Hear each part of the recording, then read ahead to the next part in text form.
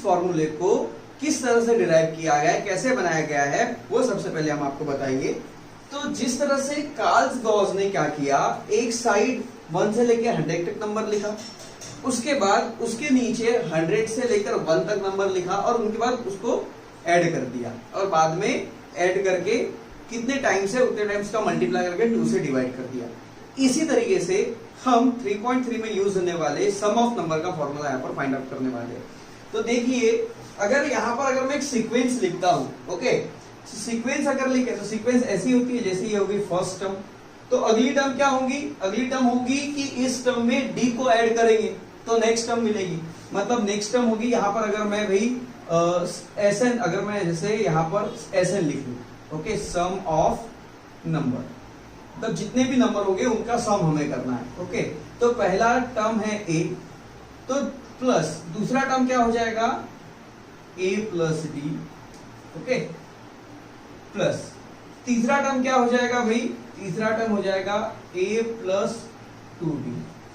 उसके बाद अगला टर्म हो जाएगा ए प्लस 3d। ऐसा करते करते ये सीक्वेंस आगे तक बढ़ जाएगी और यहाँ पर लास्ट टर्म आ जाएगा। लास्ट टर्म मतलब क्या होता है, tn, और tn का फॉर्मूला क्या है, a plus n minus 1 multiply by d. तो लास्ट टर्म क्या हो जाएगी, a plus n minus 1 multiply by D. Okay, तो ऐसे प्लस करते करते जाएंगे तो लास्ट तक यहाँ पहुंच जाएंगे। ये हो गया असेंडिंग ऑर्डर में। अब इसे डिसेंडिंग करते हैं उल्टा। अब क्या करेंगे, कार्ल्स गॉस के जैसा ही sum of number is equal to, last term को पहले लिखेंगे a प्लस n माइनस 1, इसे मैं पेन चेंज करके लिख लूं, ओके, ये आ जाएगा a plus n minus 1 multiply by D, plus फिर देखिए ये हो जाएगा a प्लस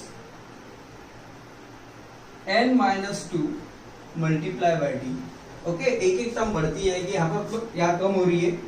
ये हो जाएगा a plus n minus 3 multiply by D, plus a plus n minus 4 multiply by D, और ये लास्ट में जाके सबसे छोटी पहली टर्म आ जाएगी जिसको हम बोलेंगे a। अब दोस्तों आपको करना क्या है, हम क्या करेंगे, सिंपली इसे ऐड कर देते हैं। ओके, आइए इसे ऐड करते हैं। क्या होगा, a से a जुड़ जाएगा, ये आ जाएगा 2a plus n minus 1 multiply by D, वैसा ही रह जाएगा। आगे जाके देखो क्या होगा, जैसे कार्ल्स गॉस ने सम किया था तो सभी नंबर का 101 आया था, वैसे इस सभी नंबर की, इन सबकी टोटल यही होने वाली है। ओके, मैं लिख देता हूं यहाँ पर 2a plus n minus 1 multiply by D, ये भी वही हो जाएगा 2a plus n minus 1 multiply by D, और ये भी वही हो जाएगा 2a plus n minus 1 multiply by D, ये भी वही हो जाएगा 2a plus n minus 1 multiply by D. अगर आपको लग रहा है कि भाई ये कैसे होता है, तो आइए मैं इसमें से एक वैल्यू उठा के आपको सम करके दिखा दूं। जैसे इसको उठाते हैं हम, तो देखिए a plus 3d plus a plus n minus 4 multiply by D. Okay, अब यहां देखिए a और a, ये आ गया 2a plus 3d plus bracket open करेंगे तो आ जाएगा nd माइनस 4d। ओके, अब देखिए ये तो 2a वैसा ही रह गया, 3d में से 4d माइनस हुआ, ओके, तो क्या बचेगा, माइनस d बचेगा, तो ये आ जाएगा nd और ये आ जाएगा माइनस d। अब क्या करेंगे भाई, इसमें से हम d को कॉमन कर देते हैं, तो ये आ जाएगा 2a plus n minus 1 d common निकल गया। देखिए हमें यही मिला है 2a plus n minus 1 multiply by D. Okay, तो इस तरह से यहाँ पर ये सीक्वेंस हमें मिली है। अब देखिए आगे हम क्या करेंगे, इनकी टोटल कर देते हैं। अब यहाँ देखिए ये सम ऑफ नंबर, ये सम ऑफ नंबर। ओके, अब इसकी टोटल करेंगे तो क्या हो जाएगा, जैसे यहाँ पर एक बार सम ऑफ नंबर है, यहाँ पर एक बार सम ऑफ नंबर है, तो इसे हम लिख सकते हैं 2 time sum of number. Okay, 2 time sum of number is equal to, अब ये जो नंबर है ये कहां तक है, n टाइम तक है। ओके, ये 1 से लेकर n टाइम तक है।